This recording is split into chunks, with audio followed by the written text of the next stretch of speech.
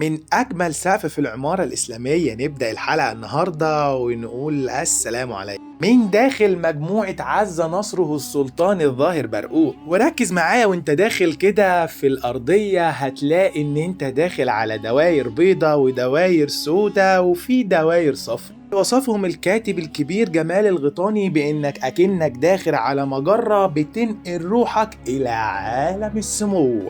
طب انت عارف هو ليه سموه برقوق اصلا؟ في بعض المؤرخين انسبوا الموضوع دوت للتكوين بتاع عينه اللي كان جاحظ وفيه بروز شويه فسموه برقوق، وبعض المؤرخين نفوا الموضوع ده لان برقوق كان من الاسامي اللي موجوده اصلا في العصر المملوكي. انتقل هنا من دي المدخل المنكسر الى ساحه المدرسه ذات الايوانات الاربعه، بدايه من عند الايوان الرئيسي اللي كان تبع المذهب الحنفي لان السلطان كان من مؤيدي ذلك المذهب، وكان ذلك المذهب له نصيب الأسد في عدد الطلاب، حيث كان 40 طالب لذلك المذهب، وكل مذهب من المذاهب الثلاثة الأخرى 20 طالب، وكان يوجد 16 طالب لدراسة الحديث و20 طالب لدراسة التفسير و10 طلاب لدراسة القراءات السبعة. رغم إن المدرسة اتبنت بعد السلطان حسن بحوالي 30 سنة، ولكن ركز كده في الأعمدة اللي موجودة في الإيوان على عكس السلطان حسن اللي ما كانش فيه ولا عمود. شفتش فيديو درة العمارة الإسلامية لمدرسة السلطان حسن؟ أنصحك إن أنت تشوف.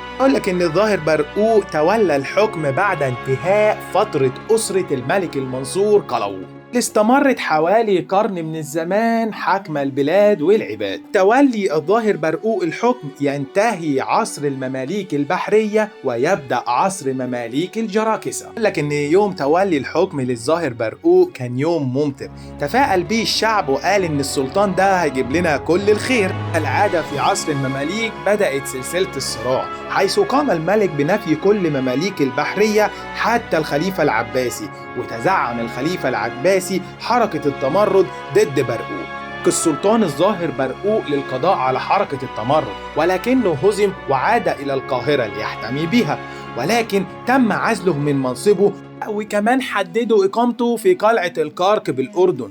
عايز اقولك ان السلطان برقوق ما سابش حقه وفضل يتواصل مع انصاره الى ان كون جيش قوي من المرتزقه الاعراب اللي هم البدو، ورجع اقوى من الاول في اقل من سنه ليتولى بها حكم البلاد مره اخرى. مرض السلطان وأحس بقرب الأجل فأوصى للسلطة من بعده لابنه الأكبر، وكالعادة صراعات المماليك ما بتخلصش ولا العمارة بتاعتهم بتخلص، وكده حلقتنا تكون خلصت، واستناك في حلقة جديدة وحكاية جديدة. سلام.